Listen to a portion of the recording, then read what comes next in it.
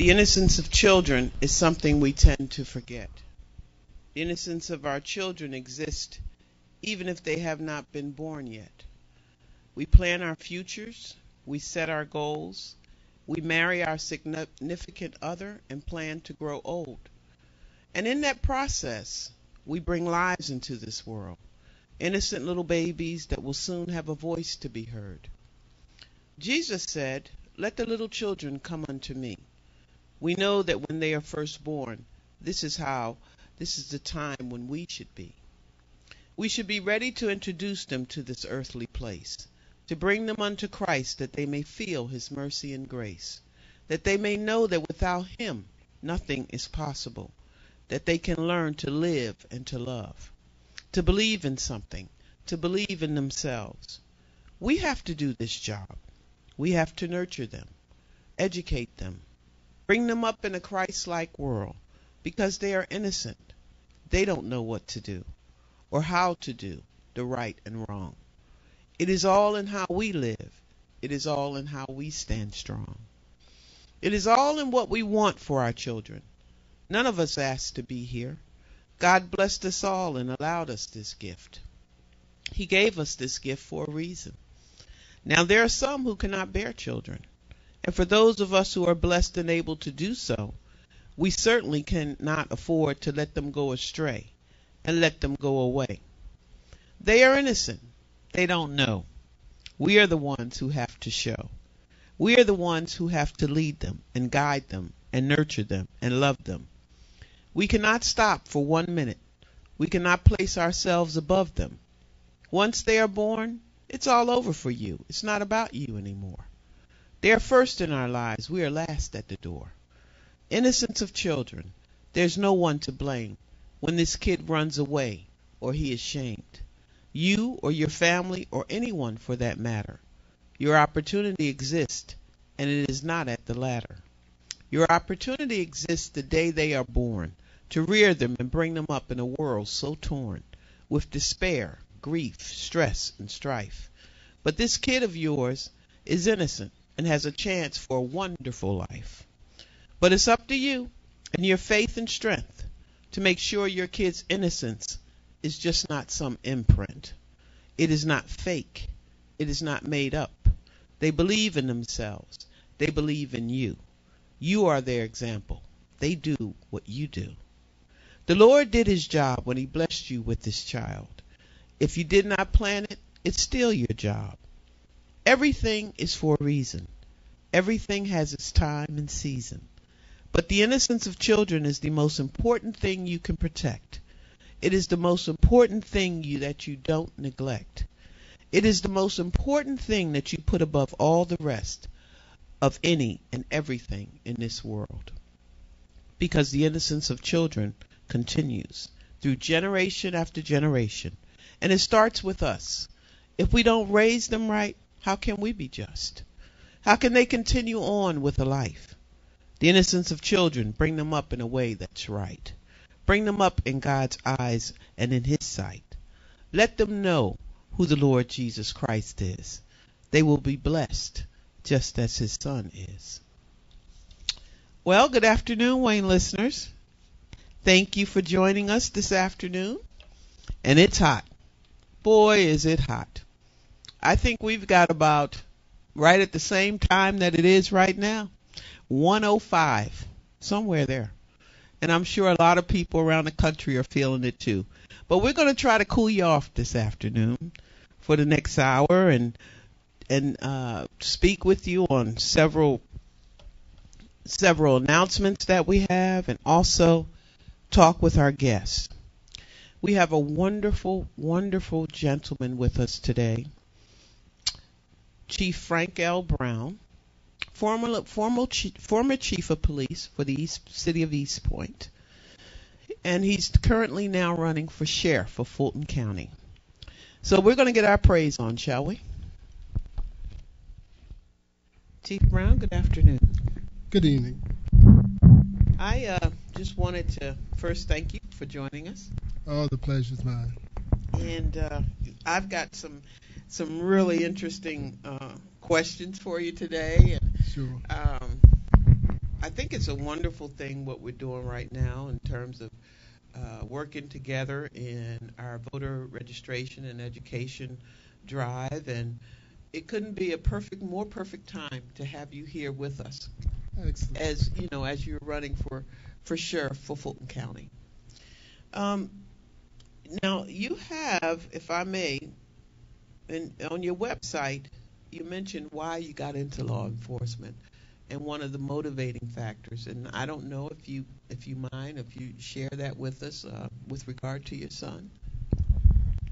Sure. Actually, my son was murdered after I had already started as a police officer. In fact, I had been a police officer some 15 years when that incident happened. Mm. But it did motivate me to go on and go back to school and come to familiarize myself with some techniques and ways of dealing with young people and some of the problems that they encounter in life, Yeah. so that I could help, reduce some of the incidents like that. Sure. How old was your son when he passed? He was 17. Okay. Okay. Yes. Okay. And are you an Atlantan originally? Or are you from I Georgia? am. I grew up in Georgia. Actually, I was born down in Fayette County. Okay. And shortly thereafter, my parents moved to Fulton County at the very tender age of 1, and I've been here ever since. Okay. So you've been busy in the city, and Fulton County pretty much is where Exactly. your home is now. I also know that you have a number of awards that you've been given, and I tell you, Exactly. over a period of almost 40 years, I would say, in law enforcement. Is that correct?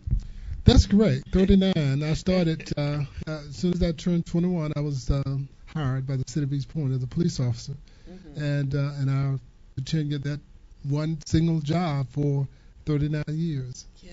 Yes. That's amazing. You know, I have a brother in law enforcement right now who has been there pretty much almost 30 years, and he's gone from being in a number of departments to where he is now in homicide. So I can certainly appreciate the years and the time that you put in, because I've always worried about him, and it's not easy being in that field, is it? No, it's not. It's a very difficult job, quite honestly, because it involves so much of your personal life. Mm. But so you have to be very committed to stay with a job like that and enjoy it. Yes, sir. Now, I mentioned your awards, and you have the League of Cities Excellence in Community Policing, Best in the Nation. The Atlanta Crime Commission's Community Policing Award, Best in the State. Turner Broadcast Systems Community Service Award, Best Youth Program in the state. Drug Enforcement Administration, Outstanding Leadership Award. The City of East Point's Business Association's Top Award, Best Managed Business Award. Department of Justice Special Recognition, and one of the top 25 best managed agencies in America. That's awesome. That is awesome. Thank you very much. You're welcome. That is truly awesome. I wanted to talk with you now a little bit about some of the things that I have read and saw on your website. You say that Georgia is among 7 states in the southeast that has the highest rate of incarceration for small offenses. That's correct. And ironically enough, these 7 states, they are among the highest in the nation in terms of having high crime, Wow. even though they have the highest number of arrests. Uh-huh. So there's a correlation between the number of people we arrest then and our crime rate. I think that there's something I call a tipping point. Once you arrest so many people and they get out, then it adds to our crime problem rather than help reducing it. You help to reduce it, correct? Exactly. Also, and just give me a minute here because I got my little notes. During your tenure, you actually put together 3 precincts. Is that correct? That's true. Wow. I was able to work with public and private entities to put these precincts together. I think that's very important, that we don't just rely on tax dollars Mm-hmm. to build precincts or the other facilities that we need in our communities to counteract crime. So I was able to work with business people to put these precincts together. That's wonderful. The one at the marketplace was given to us by Brad Pager, who actually built the marketplace. Uh-huh. And Now, where's that? Where's it's the one on Camp Creek Parkway. Okay, okay. And that is, I think, the biggest precinct that we have at this point. Wow. But there was two others that we got small business people to venture with Work the with, city to put together these precincts. You also constructed a pistol range. A training facility. I like Yeah, to call it. I had to call it pistol range. Yeah. I'm sorry. But that was another venture that we were able to accomplish with monies that we got for a grant. Mm-hmm. And it was a regional training facility, actually what it is. Okay. We don't just go out there and practice shooting, Okay. but it's also a training facility. And one of the things we emphasize in this facility is when officers should and should not shoot for their weapons. So that's very important. Okay. So it's just not a place where they go and practice shooting, but they also Mhm. practice what circumstances should they not. These things be Use the done or weapon. not be Mhm. done. Correct. Exactly. Okay. So you've worn a lot of hats and all kinds of. You've been busy. You just during that time. Yes. I've always been a worker bee, and I guess I'm pretty much a workaholic even now. Yeah, because you Yeah. even served as acting city manager. Yes. Yeah. Yes. And that was very enjoyable too. I've always liked people, but I guess my one gift, and I don't have many, but the Mhm. one gift that I have is being able to manage. And I think you have to like people to be able to manage people well. Yeah, I think so. You definitely have to have that. You got to be a people person. I think so. I want to talk now about what you're about to do in terms of your platform as you're running for Fulton County Sheriff, and you have a model for criminal justice. I do. You want to talk about it a little bit? Yes, I have a new model for criminal justice, and it's been very, very successful at reducing crime, and at the same time reducing the numbers of people that we arrest. And that is also important. Yes. Right now, we are arresting so many people in this country that basically we can't afford it. This past year, in this country, we housed 2.2 million people in jail, and it costs taxpayers $50 billion. That's a lot of Here in money. the state of Georgia, yes, here in the state of Georgia, we spend $1 billion a year housing inmates. And a lot of these people, of course, should not be in jail. A lot of them are demented. Mm-hmm. Some are homeless. Mm-hmm. So then we have to do a better job of preventing crime, first of all, and then two, we have to do a better job in sorting out individuals that really don't need to be housed in our jails. Right now, we basically just provide housing for people that we should house and take care of in some other ways other than putting them in jail. Sure. The present model that's going on right now, according to what I've read, is not very effective, and it's costing a lot of money. It's not very effective. It's been around since 1937. This old model that we use, and it concentrates too heavily on incarceration, even for petty crimes, and it really just does not serve us well at all. You know, it almost sounds like to me like it's like a place to collect rent.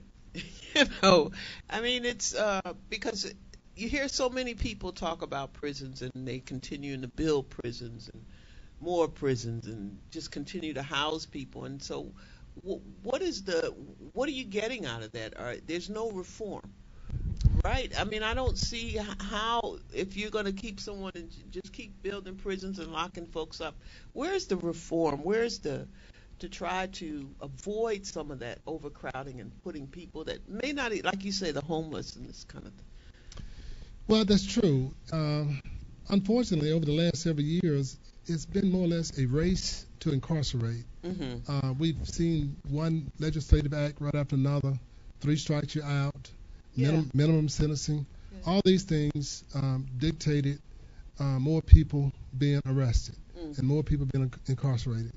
So we need a new model. We need a better, more efficient way of managing our jails, and certainly we need a better way of sorting out individuals that don't need to be in prison in Need the to be first there, place. correct.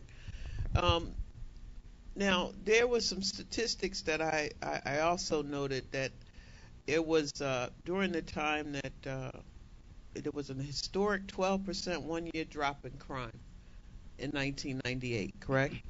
That's Now, correct. Now, tell me, how is that statistic compared to today? You know, I mean, that was in 1998. It was 12% one-year drop. That was here in the city of East Point, and we were successful after we introduced my new model and several programs that we used to impact our crime rate were put into effect. Then our crime rate reduced by 12%. And it was historic because we had not seen that before in the city of East Point. And actually, the crime all around the city was actually going up.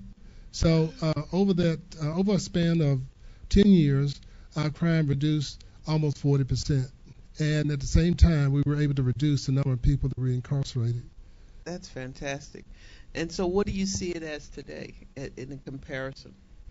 Well, it's something that we need to look at countywide, statewide. Okay. Even our Governor Deal, has said just recently, he said that we were incarcerating too many, and the legislature need to find some ways of reducing some of the felon charges so that so many of our young people would not be incarcerated.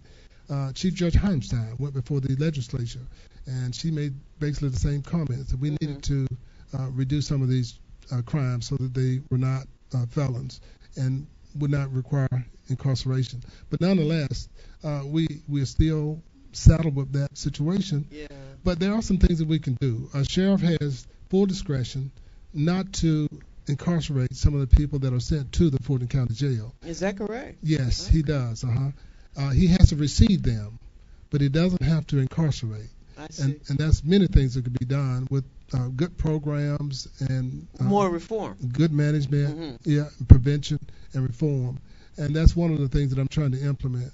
Now, in other words, if they've gone through court, had a pretrial or a bond hearing or something like that, and it's still the sheriff can make this decision as you did? Well, or am I? That's a confusion about what jails are. Jails hold people prior to trial. Okay. They are pretrial detention centers, and of course, prisons are where you go after you've been tried. Right. So the Fulton County Jail, of course, it more or less acts as both a prison and a jail. But the predominant purpose of that facility is to house people before they're actually tried. So then the sheriff does have a lot of discretion as to whether he would choose to house them or not. Exactly. Okay. Now, under your leadership with this model, and I believe it was tried at one time, or am I wrong about that? I'm sorry? With the model, it was tried one time. Yes. Okay. It's a proven model. Yeah, I've used it here in the city, and we were able to reduce our crime by 40% and reduce the number of people that we arrested by 38% and incarcerated. So that should be the model for the future, not only in East Point, not only in Fulton County, but all over our country. Because in this country, we incarcerate a higher percentage of our citizens than we've seen in any other country. But you also saved something like $10 million under this program. That money could be used for all kinds of things, you know. Absolutely, and I think that we could save $200 million in Fulton County over term. But I see that we could save 20 or 30, maybe even $40 million each year by not incarcerating so many people, and then putting that money back into prevention and doing some other things with management and supervision to reduce some personnel costs, Sure. we could save an awful lot of money Yeah. to taxpayers. Now, there was an increase in people that were jailed over the past, I would say, 2.5 years. I think from like 2009 to 2011, and it's somewhere between 15,000 more than it was in 2009. Is that? That's right. At the rate that we're going, we're increasing the number of people that we incarcerate at a rate of about 5,000 a year. Last year, we arrested 45,000 right here in Fulton County. Wow. And you got 45,000. That's yes, a ma'am. lot of 45,000. 45,000. 45,000 people. What are they doing? I can't imagine all of them needed to be. Well, Or, I don't know, but I'm just asking. a lot of them are recidivists, people that get out. And go There's back. an area not too far from the jail is Proctor Street. And they walk there from the jail. They go over there. They get on drugs. They drink alcohol. They never get home. And they cycle right back to the jail. Wow. So, there's some things that we can do to change that, because basically they're living at the Fulton County Jail. And it's costing taxpayers at a rate of about $22,000 each per year. Well, if it's if it's that many people, it's got to be, to me, they've got to be like, it's so overcrowded, the conditions. They got to be on the floors, sleeping on floors, or what have you, because there's no. Do you transit like maybe to another jail if it's too crowded, or to another county or something? I mean, not another county, but another city within the county. They do that.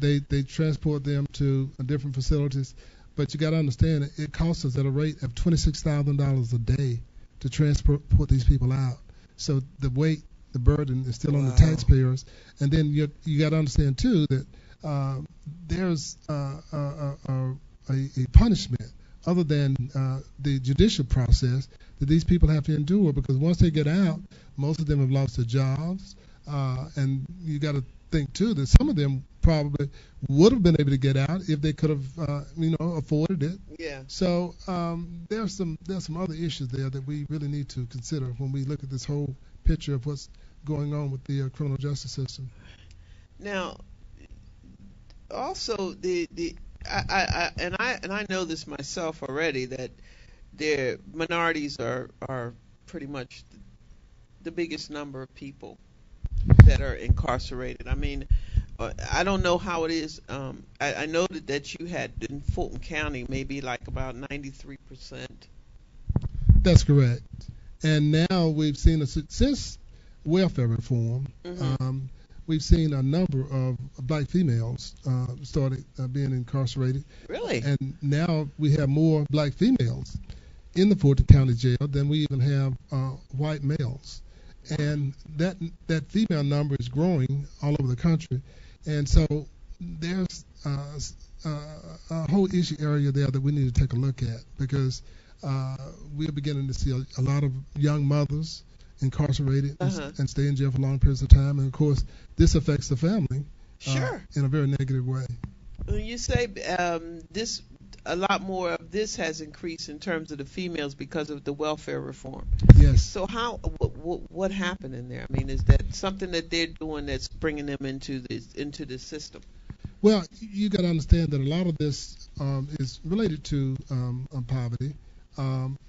With welfare reform, of course, mothers now, once a child is 3 years old, then they basically have to go back in the work environment.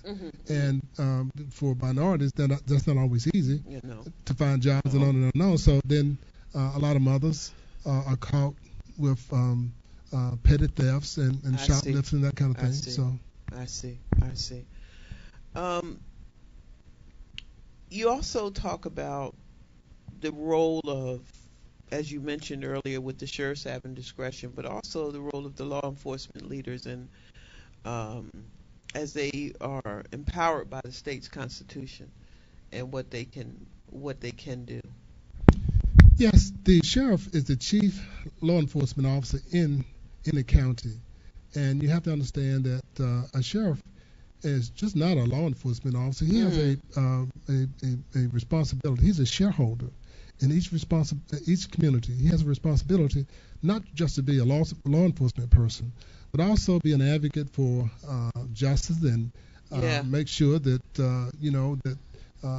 that fair play exists in all of our communities.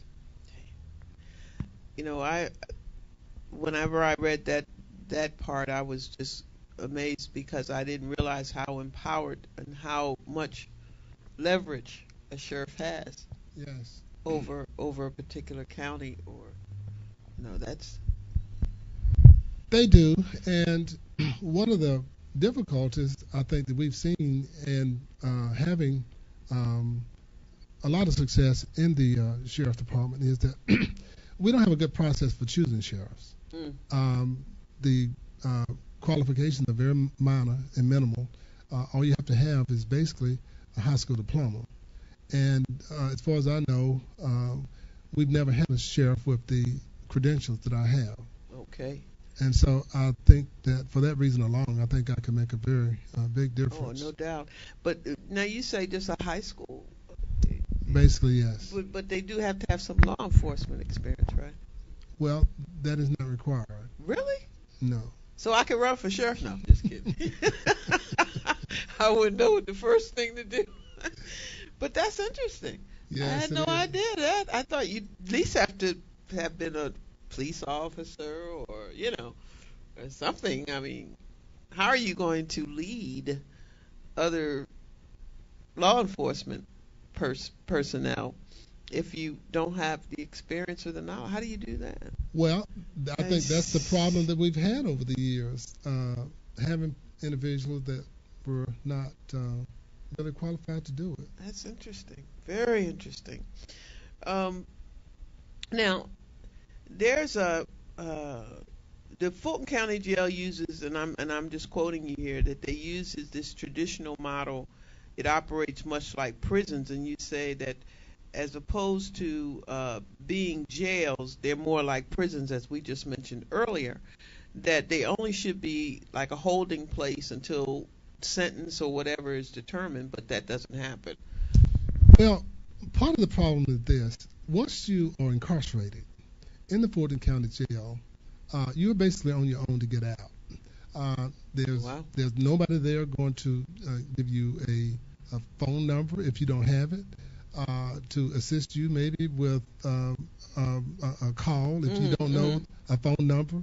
So it's that kind of thing. And really and truly, we should have people assigned to work toward getting people out. If there's something that an individual doesn't have that he needs to get a hold of to get out of jail, then Christ, we need to do it. We need to provide him with it. Sort of like the way they have people in the hospitals, patient advocates and Exactly. that kind of thing, somebody to kind of advocate or try to assist them, or some sort of a social work type person or something, I guess. Ordinaries to just help them process Yeah, just get. themselves out. Wow. Sometimes people stay there for long periods of time just because they don't have a phone number. They don't have a phone number that they need to call. Somebody to tell them they're there. Somebody that would get them out. So. Wow. And it's because they can't call, or they just don't have the number, or they need to get help to get the number. Well, it could be any of the above. Those. I've seen instances where people didn't have credit cards, and of course you can't use the phone systems unless you've got a credit card, or unless you can get a person to reverse the charges. Right. And sometimes that's not possible.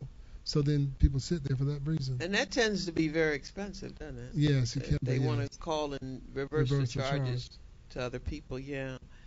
So there's just a big backlog, and I think, and I wanted to ask you, do you think that a lot of that backlog and the problems with people being able to get through the process and transition or get out is a result of any type of mismanagement, or the fact that all of the prisons are so crowded that because you think about it, if they're overcrowded like that and you got people sleeping on the floor and you got to feed folks, and you figure, I don't know how much it is per inmate a day, but there's no reform going on, there's no way to kind of eliminate some of that problem.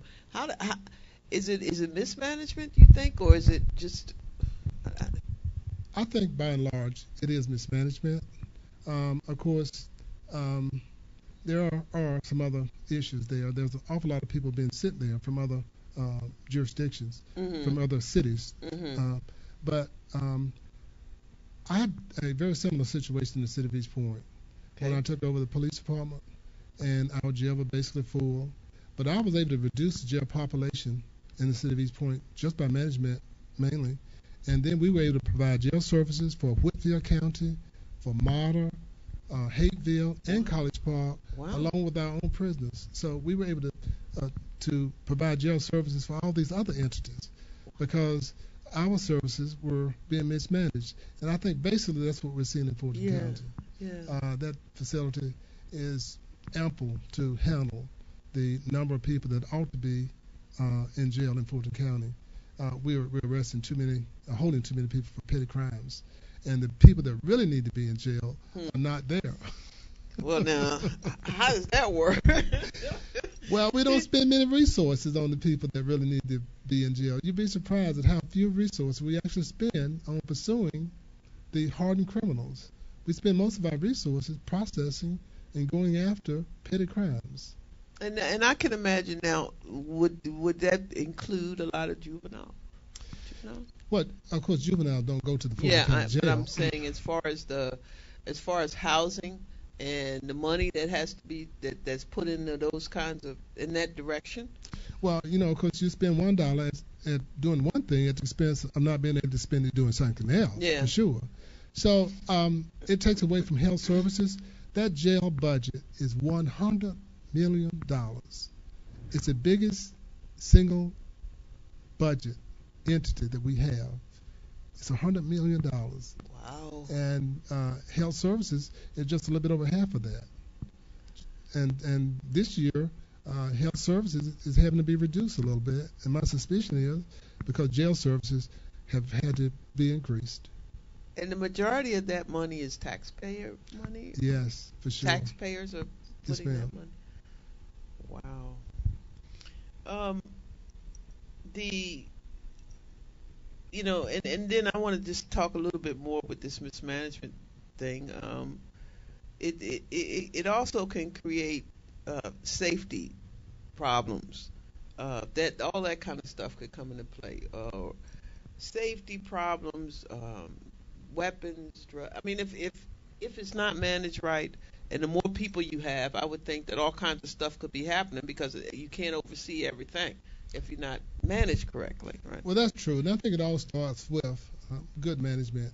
There need to be some internal controls. Right now, what we see is the old model.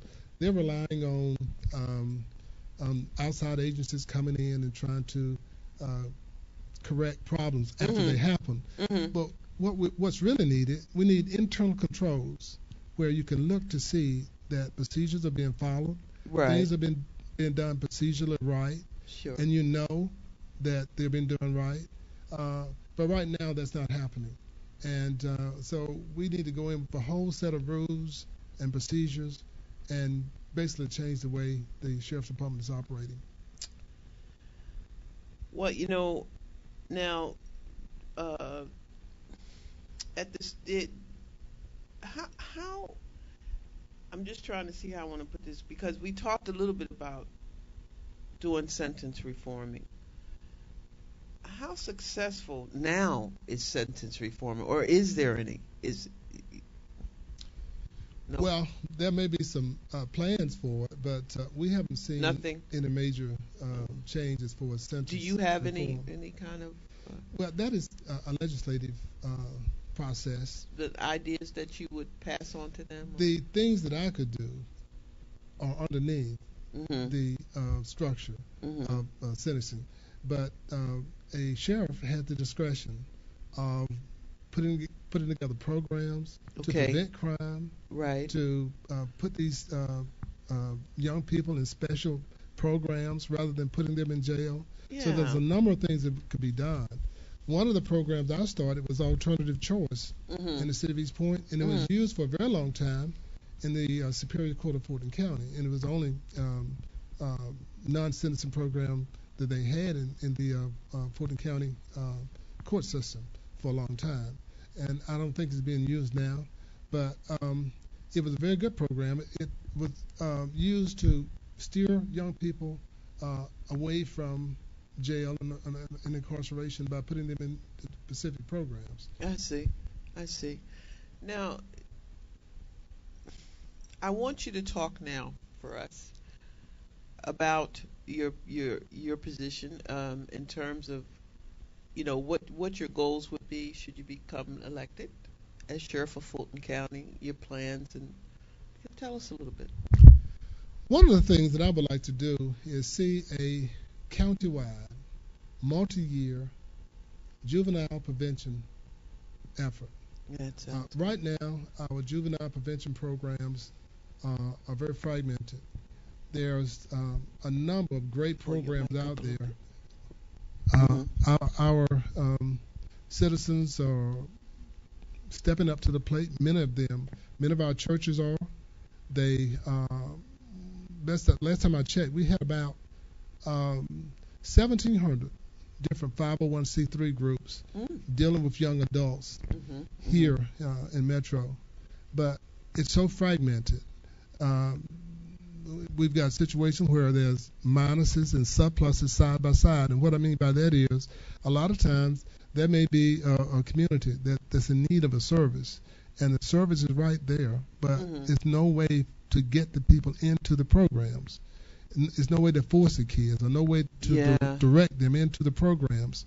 So then we need a multi-year plan that would, number one, be accessible to all of our citizens, so that you could call one number and then have a way of getting these people into the programs that they need to be in, the children. Sure. And so that's one of the things that I would like to see done. Okay. And I think it's very simple. We could work with our different police chiefs, and I can't imagine that any of them would not be very, very receptive to having a program like that. I think almost every community in this county have got problems with juvenile delinquency, and the reason being is we don't have anything structured to prevent it. So that's what I would like to do first and foremost. Now, how are you can just tell us if you like, how are things going in the campaign right now? Well, I think things. The date. Let's get the date first for the voting. The voting on this. This is the primary, right? Yes. So the primary is coming up. The date is July 31st. Okay.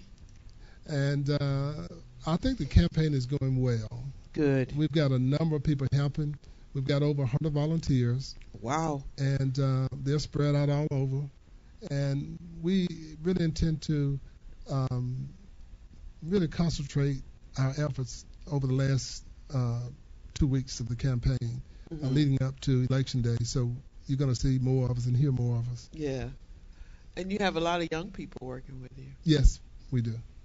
That's wonderful. Yes, it is. Yes. And the good part about it is they're in this process, and they're growing in this process. And so you never know. You may have one of them that wants to do what you do, or something else, or run for office themselves, and they see this process and how it's working, and they're being a big part of it. Well, it's amazing how perceptive they are. A lot of them really do understand some of the key issues involved here. And that's good. That's a good thing, because, we need our youth are our future. They are. And we're working hard here on our program on this program, as well as with our organization, which you attended our meeting. Yes.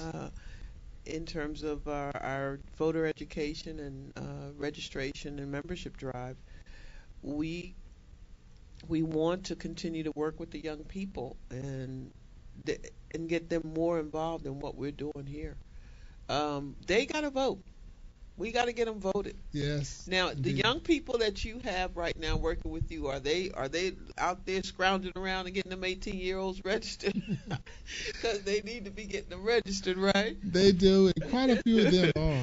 I give them credit. They are very eager to help out and do almost anything they can do to help. Hmm. Now, I want to just take 1 minute here to read what you said on your website, if I may. Sure.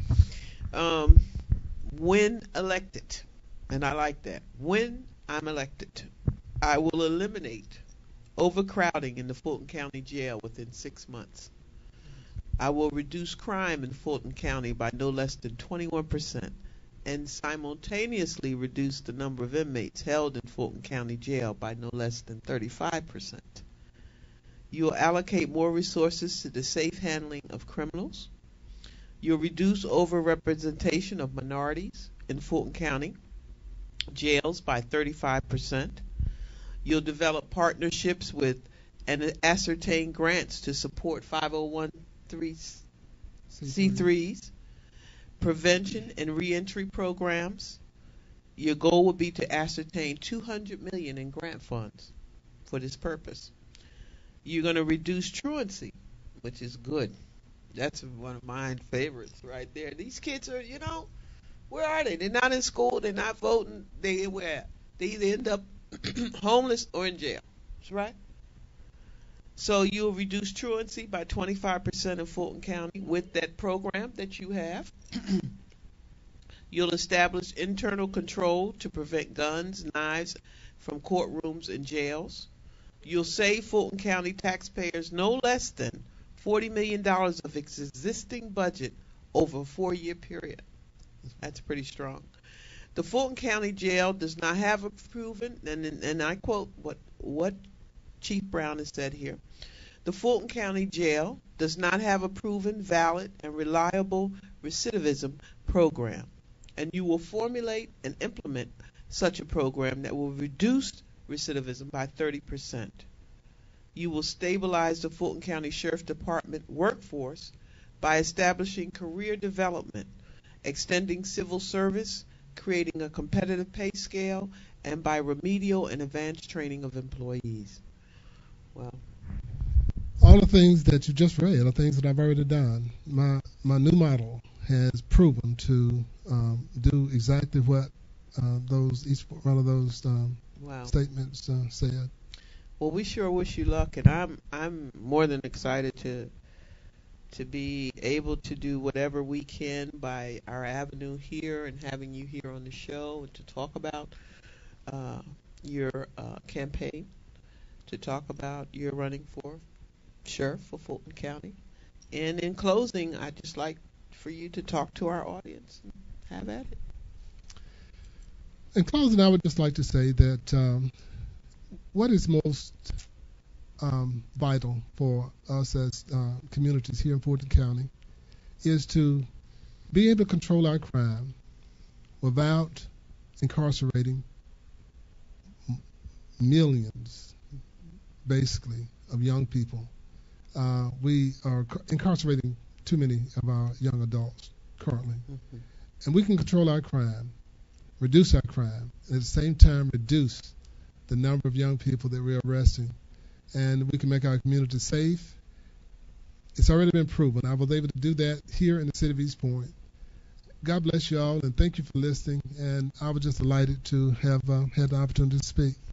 Oh, I'm glad you're here, and I thank you for coming. And please know that this show is open to you at any time you like to come. Thank you again. Let's give Sheriff Brown a hand.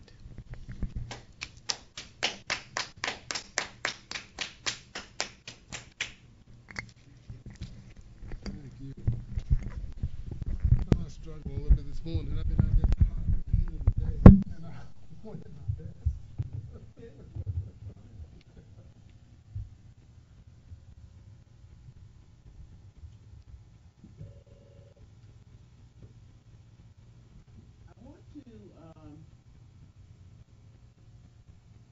I'd like to make a few announcements.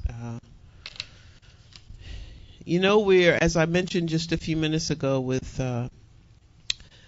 Chief Brown, that we're working on, and we're going to continue to work with our youth, our young people, because as you can see, and I'm sure everybody knows in what's going on politically, we were overjoyed this week with the decision from the Supreme Court for our Affordable Care Act.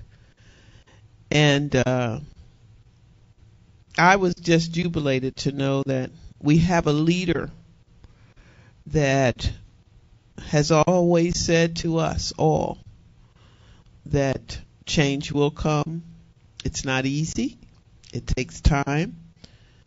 But if you're persistent and you believe in something, it can happen.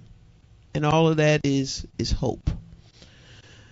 So I was elated with that, and that's a start. And now it's even more important for us to get behind our young people and talk with them, educate them, and spend time with them and let them know that it's their turn now. It's their turn now to take charge.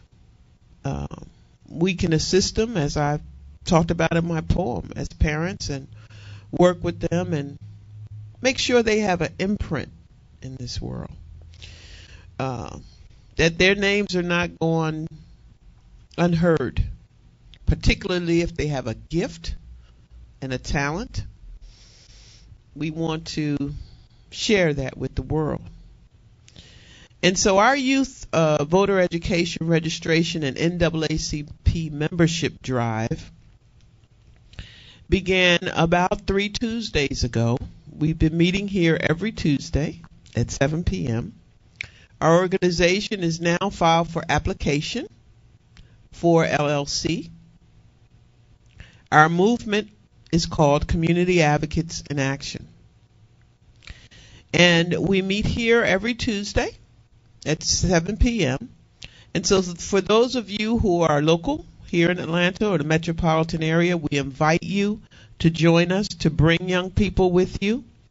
We plan to do a number of things here, and I just want to take a moment quickly here to outline those things that we are in the midst of doing and those things that are coming. I want to say first that, just tell you that what our goal is. Our goal is to educate, train, register youth 18 years and older to vote. Understanding the importance of a voice heard, respected, and counted. Understanding the political process at the grassroots level. This is the youth we're talking about. Through one-to-one contact and social networking, that they will creating and maintaining a movement of change for their future. Encourage a vision, a possibility to engage and be part of and representative of the political arena. And that ultimately the youth take charge of this program and continue it for future young adults. We have what's called a planning committee. And we have a number of committees that, and we thank God for, that have already up and running, and we have chairpersons for each committee, and I'll just read off those committees to you. We have a ministry advisory board. We have a persons of influence board. We have educators, political, and representatives committee, a marketing committee, protective rights and oversight committee, public relations and news media committee, counseling and guidance committee, youth leaders committee, education summit committee, camera and production committee, and treasury and resource committee. So these are all the committees that we have put together here at in our organization, Community Advocates in Action, and I am just so excited about it because the first meeting was just great. Everybody just, there was no pulling and tugging or come on. Everybody just jumped in and accepted responsibility of a committee, and we're on our way. So we want to just ask that you, if you're a local and you're interested in getting involved in this movement, please come and join us. We're meeting every Tuesday at 7 p.m. right here at the studio. Hopefully, we're going to be out there in the parking lot when we get too many people. So we're looking forward to that. There was something else I wanted to mention that I saw online today, and it was sent by one of our committee chairs, Pastor Prather, who is on the Ministry Advisory Board of our committee, and he forwarded it to me, and I want to just read it to you. And it says, our First Lady, Miss Michelle Obama, implores black church participation. And it says that the First Lady, Michelle Obama, made an impassioned pitch for black churchgoers to embrace political action on Thursday in a speech to the country's oldest black religious denomination. To anyone who says that a church is no place to talk about these issues, and I quote her saying this, you tell them there's no place better. Ms. Obama said at a conference of the African Methodist Episcopal Church in Nashville, Tennessee. She says, because ultimately these are not just political issues, they are moral issues. With Election Day a little more than 4 months away, the First Lady decried what she suggested was voter apathy in the black community. Voter apathy in the black community. She says, how many of us have asked someone whether they're going to vote, and they tell us, no, I voted last time, or is there really an election going on? After so many folks sacrificed so much so that we could make our voices heard, so many of us just can't be bothered. This is her, I quote. Mrs. Obama said that while some voters were turning out and staying home, or tuning out, and staying home, powerful interests are busy raising money to influence Washington. Well, we know about that, right? Mr. Obama, President Obama, took 96% of the black vote in 2008, and strong turnout in the African Americans community and other minorities will be crucial if he hopes to win a second term. Surveys show that African Americans attend church in higher numbers than white Americans do, and Democratic politicians have long made a habit of speaking from black pulpits in the lead up to the election day. The AME Church has a general convention every 4 years.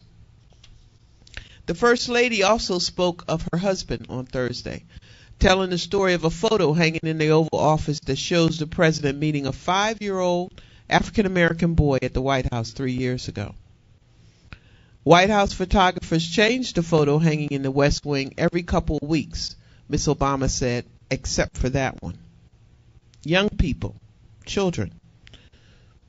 If you ever wonder whether change is possible in this country, I want you to think about that little boy in the Oval Office, that little African-American boy in the Oval Office of the White House, touching the hand of the first black president.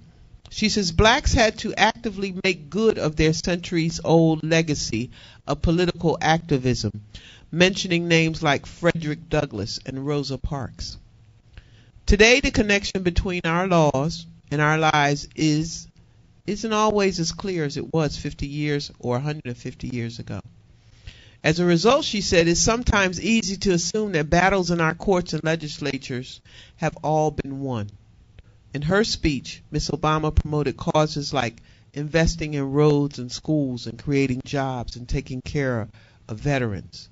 And she says, finally, our faith journey isn't about showing up on Sunday for a good sermon and good music and a good meal, she said.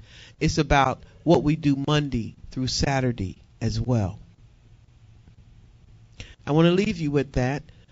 And again, I want to thank you all for joining us here on Speaking of the Tongue, Words of Spiritual Poetic Inspiration. We look forward to your joining us again next week. And as I mentioned earlier a few minutes ago, that please, if you would like, and if you live in the metropolitan area, please join us on Tuesdays at 7 p.m. where we meet with regard to our youth education, voter registration, and membership drive for the with the NAACP. And again, may God keep you. May God make his face to shine upon you. And above all things, stay cool. Goodbye.